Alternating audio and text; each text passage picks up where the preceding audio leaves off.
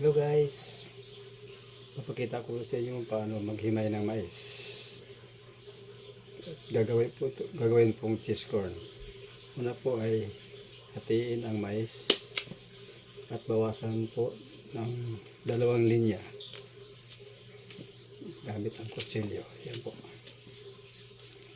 Katapos himayin lang po ng kamay. Yan. Yan po.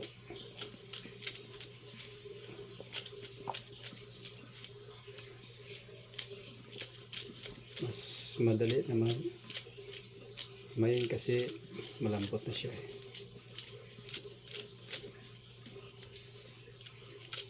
Yan. Hanggang sa maubos.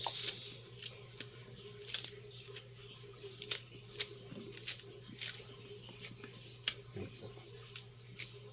Yan. Ganon din yung isa. Kalahati. Bawasan din ng 2 linya. Tapos himayin siya. Kamayan na lang. Yan po.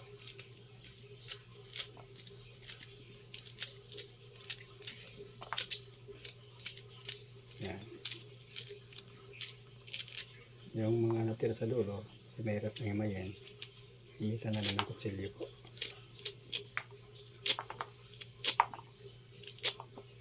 Yan po.